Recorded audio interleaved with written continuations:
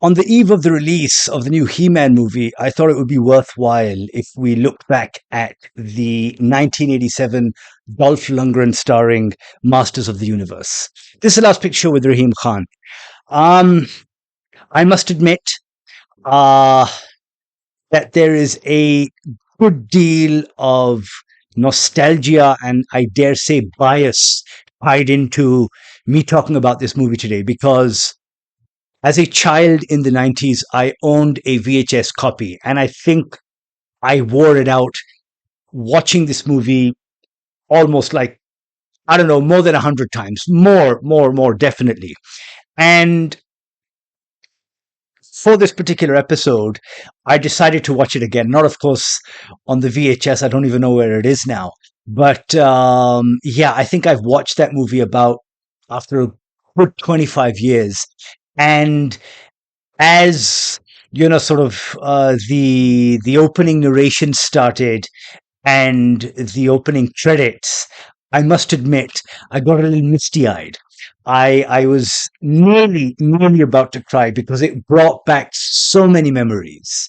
I cannot tell you how much I like this movie, and I cannot tell you how much of these childhood memories of mine are tied to this particular film. I know this movie word for word, scene for scene. I can play it back right now. I mean, from memory alone. I mean, I don't think I even needed to watch it again for this episode, but I had to. I just wanted to sort of relive the experience.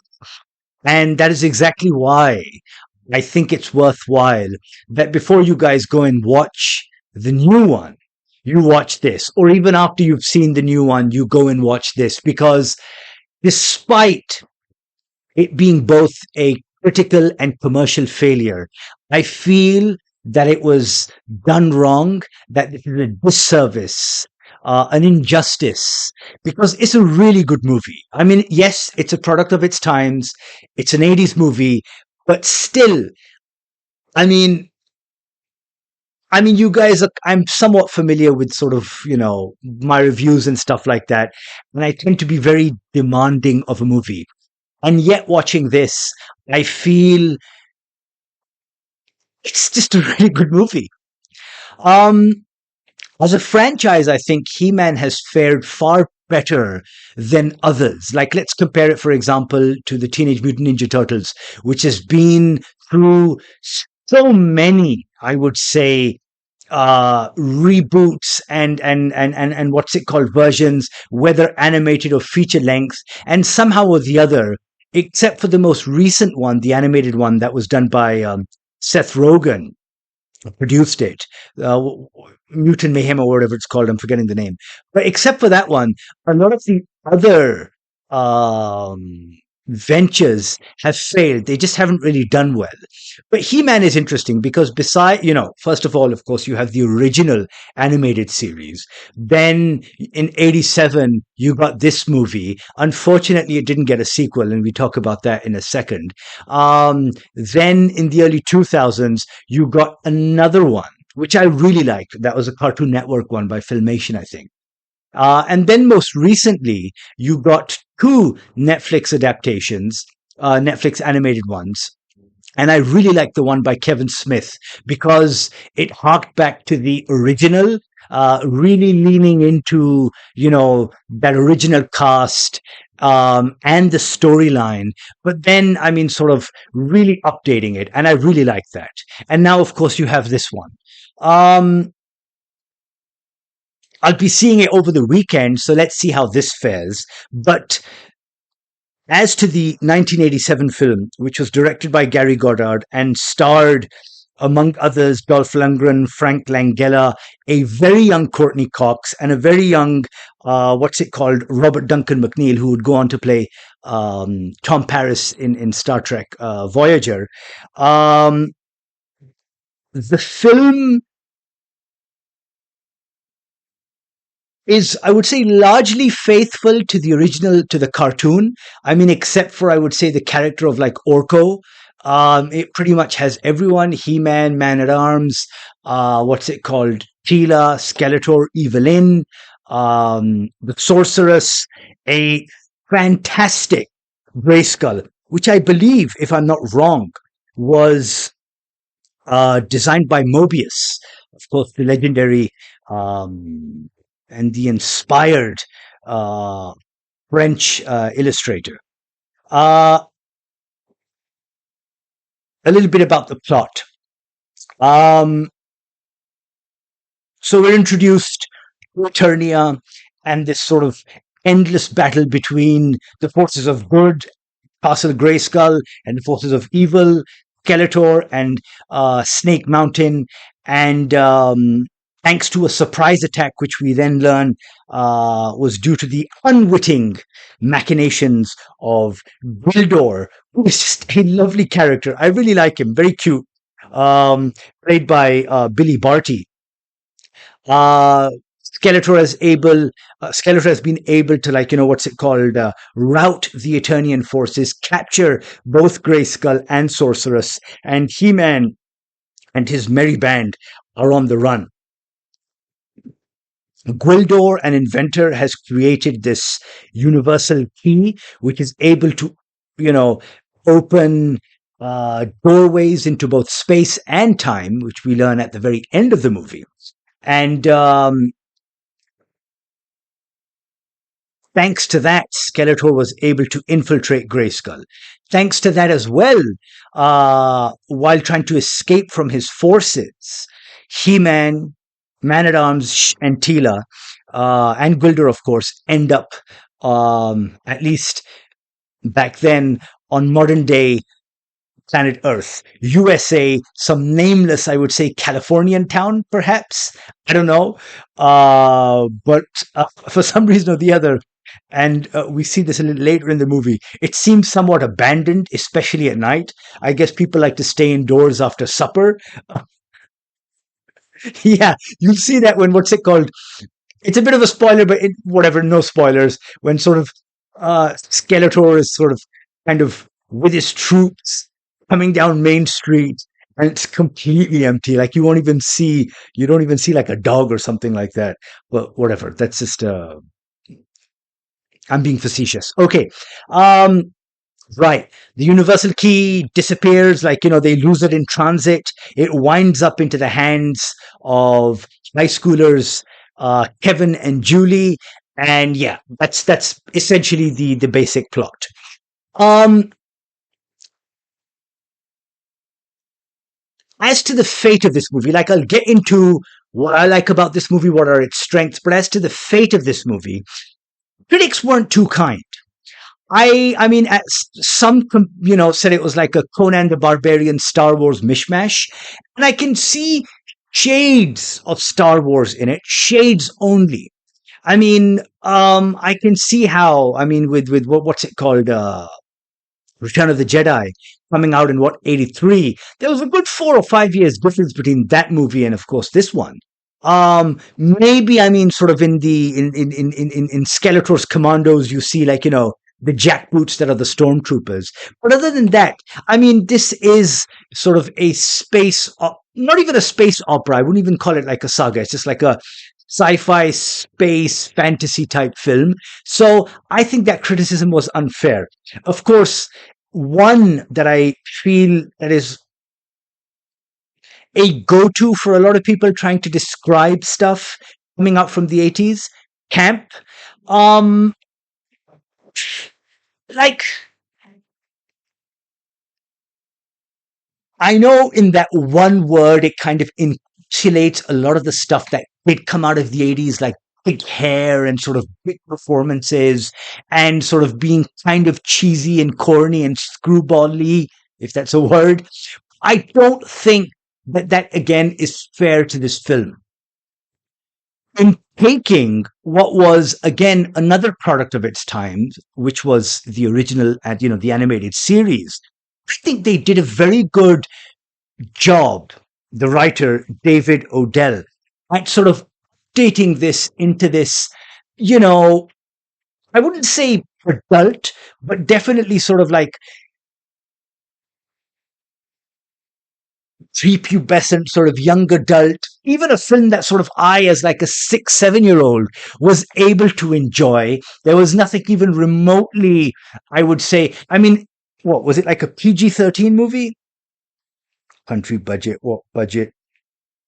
Ugh, they haven't listed that here. Whatever. Makes no difference. Commercial failure. No, they haven't mentioned that. Okay, right. But I mean, it was a film that was, I think, made palatable to a 6 year old and now me, much older. So I think there too, critics were unkind. I think that it's a film that unfortunately lives now in the memories of those of us who watched it as children and have come to appreciate it because, again, of course, the movie did go on to achieve cult status. But there's this great quote, or at least it's an anecdote from Guillermo del Toro when he's talking to John Carpenter one time. And he's like, you know what? Of course, I'm paraphrasing, but we grew up on, he was like, essentially, we grew up on your movies and now we've come to sort of revere your films and stuff like that. And to that, Carpenter kind of tersely added, he's like, what good does that do me? I mean, if the movies, and for example, if you talk about Big Trouble in Little China, um, if, for example, a movie at the time that was slated to be like this massive hit didn't do well because, again, it wasn't received very well critically and commercially didn't do well either. If at the time that happens, then that means A, it's definitely not getting a sequel, like, for example, with this movie, and B, it's going to hurt the chances of that director or filmmaker to make another movie. And that's, again, what kind of happened to this film as well. So while a lot of Carpenter's films are today some of the best that Hollywood has made, unfortunately, he's not active with. I mean, sort of the last movie we got from that guy was like in the 90s, which is such a shame. Well, Ghosts of Mars or whatever. I think that was early 2000s, but forget that. Okay, now back to this movie. Let's start off with the casting, right? First of all, Dolph Lundgren as He-Man. Now, it's interesting that they do not refer to him as Prince Adam, or we don't even have that sort of whole Adam element in this, which is okay. I didn't really mind it as much. And I don't think anyone else at the time could have played He-Man because he has the physicality. He's a really good looking guy. This is a young Dolph Lundgren. Great. I mean, this is one of the few people that I'd actually admit looks really good in sort of a platinum blonde mullet. And yes, the director did have qualms about his delivery because I think this was only like his second or third film. But perhaps fortunately enough, the script, doesn't really give him a lot of lines, or besides like the action bits, it's more of like an ensemble effort, this movie. I will say that. So I think that's kind of fortunate. And you do kind of see that in bits where, I mean, because he's a Swede and his accent wasn't as perhaps as Americanized, you can't really quite tell. But tell me this, and be honest. That ending scene, well, towards the finale, where there they are in the throne room, right? In the Grayskull throne room. And Tarzan, like, he sweeps onto the throne itself to fight God Skeletor. And he reaches for the sword of power. And, he shoots his force lightning at him. And he grabs it. And then he pulls it out and he goes, I have the power.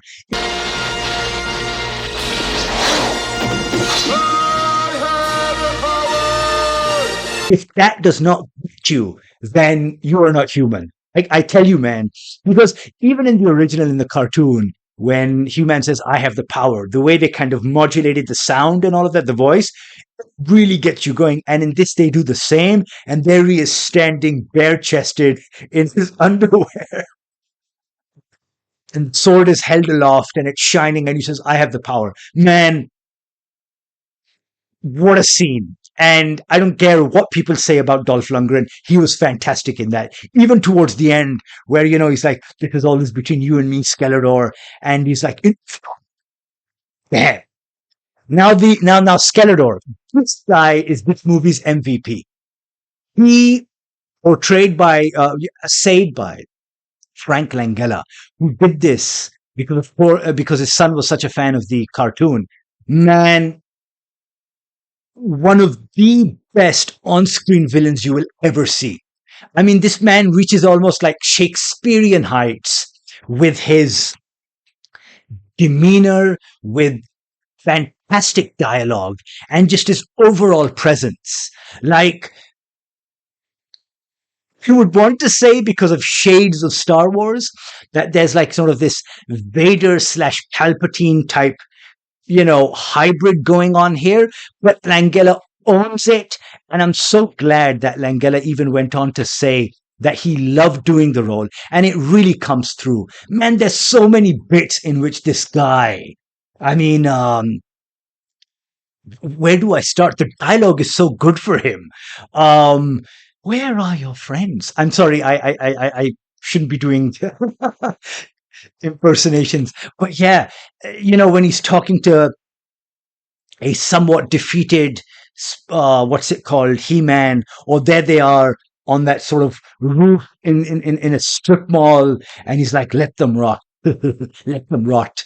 There's just all of these bits where the acting, the dialogue, all of them just really come together. But one real standout scene, and I, again, hats off to Langella, is when Superman is being lashed by what's it called, Blade or whatever his name is, that guy, and like sort of even Skeletor kind of takes refuge, like he's kind of, what's going on here? And there he is with his staff, and he's hooded, and he's going, oh wow, man, really.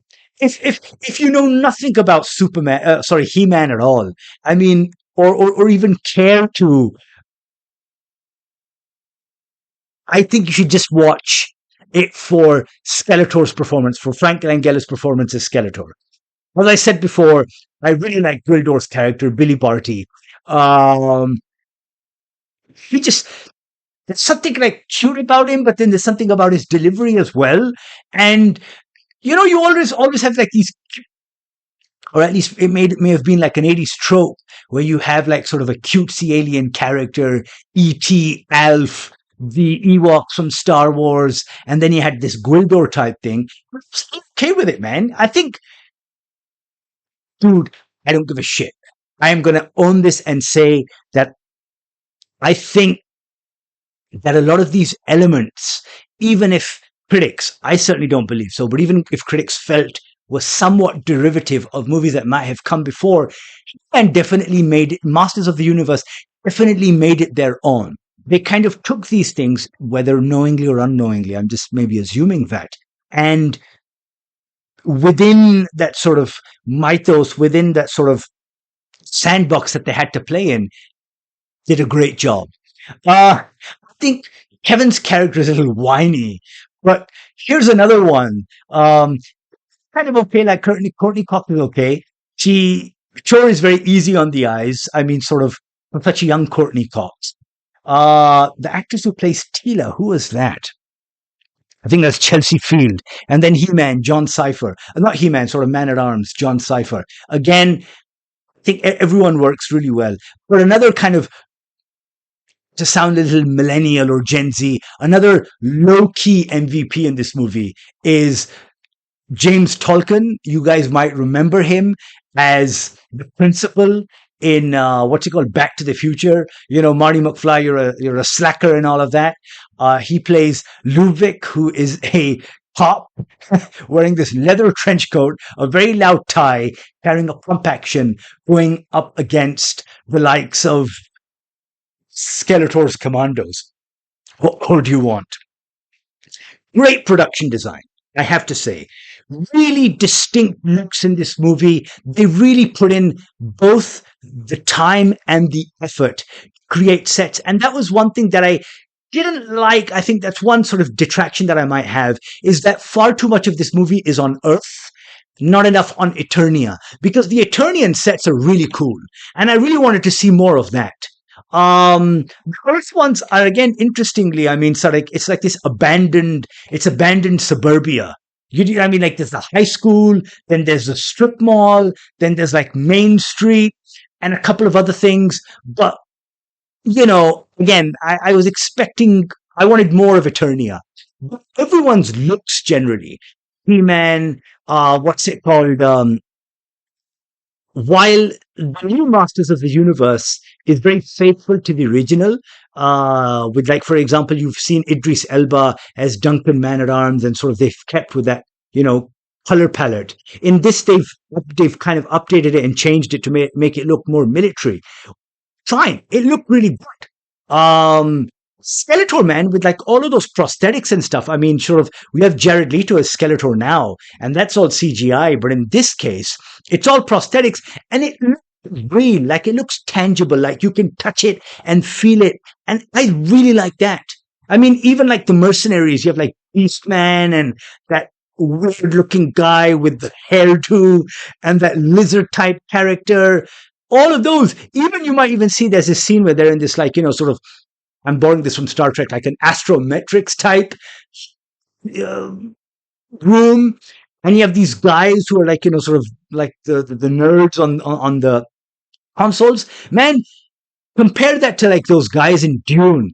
These guys, I mean, it's like those, you know, the Harkonnen like human computer type guys. They look like they've come straight out from this. So really, really good visual, like sort of visuals in this. I think it was very well done. Now, another really strong element, and something that to this day, I remember hearing it again the other day when I saw this movie, and it just playing. I was like, how unique is this? And that is, of course, the score. Again, people may say there are shades to, you know, with the trumpets and the orchestra to Star Wars, but this is, I would say, it's, you know, it creates its own like sort of unique thing. And I really wish there was a franchise that came out of this, because we all remember the original animated thing. And I love how they kind of take that and update it and even make it sound like adult, like sort of make it sound like sort of there is, like, you know, an orchestra cracking this. And it sounds really good, even down to the sounds of that universal key when sort of there they are trying to figure out how to get back to Eternia. They're stranded, and he gets a keyboard and he goes, dun, dun, dun, dun, dun, dun, dun, dun, dun, dun. Just works, man. It just works. There are like there's some funny moments in as well. Funny moments in the sense that, like, you know, I think when, like, for example, Gwildor, because he is there kind of for comic relief as well, but I just genuinely found them funny. Like, they're at Julie's home, and he comes up wearing like her parents, what's it called, beach clothes, like sort of the hat and the scarf and glasses and stuff like that. Or he soups up like this, I think, what was it, like a hot rod, and they're traversing around town. Sometimes it kind of looks low budget, but I was okay with that. Um, as I am with like a lot of the stuff. Yeah, there's that other scene in which it's like a girl power moment. What's her name? Gila comes out and she's like, "Oh, you guys seem to be like missing the lady's touch," and she goes, "Boo, boo, boo, boo. Woman at arms." Not yet. The room's secure. Anyway, it sounded like you needed a woman's touch out here.